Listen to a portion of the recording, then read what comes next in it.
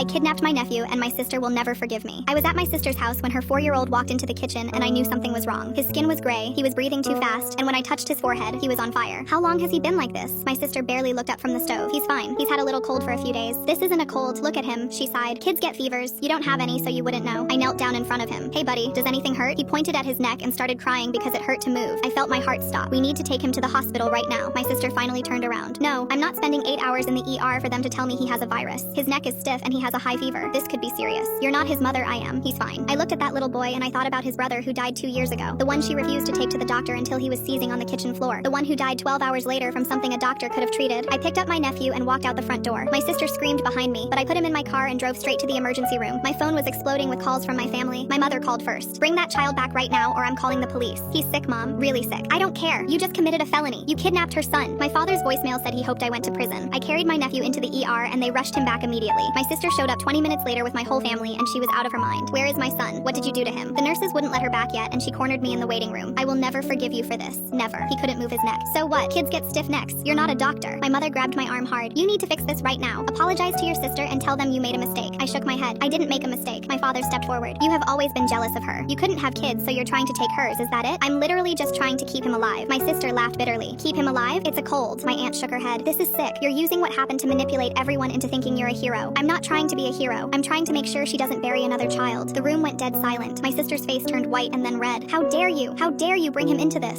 Someone has to, since you apparently learned nothing. She lunged at me and my father had to hold her back. My son died and you're using his grave to justify stealing my other child. My mother pointed at me. That was cruel. What kind of person throws a dead baby in a grieving mother's face? My aunt crossed her arms. If that little boy is fine, and he will be, I want you to know that nobody in this family will ever speak to you again. I sat there alone while they huddled around my sister telling her I was a monster. The doctor came out 45 minutes later and asked for my nephew's mother. My sister stood up and wiped her face. Is he okay? Can I take him home? The doctor paused. Your son has bacterial meningitis. When he arrived, his brain was already starting to swell. If he had gone to sleep tonight without treatment, he would not have woken up tomorrow morning. My sister grabbed the wall. The doctor looked at me. You saved his life. Another few hours and there would have been nothing we could do. Nobody said a word. My mother put her hand over her mouth. My sister slid down the wall onto the floor. My sister found me in the parking lot an hour later. Her face was swollen from crying. You had no right to bring up my son. You had no right to use his death like that. I looked at her. You almost made the same mistake twice. I wasn't going to let you put another baby in the ground. I got in my car and drove home. I don't care if she ever forgives me because at least her son is alive.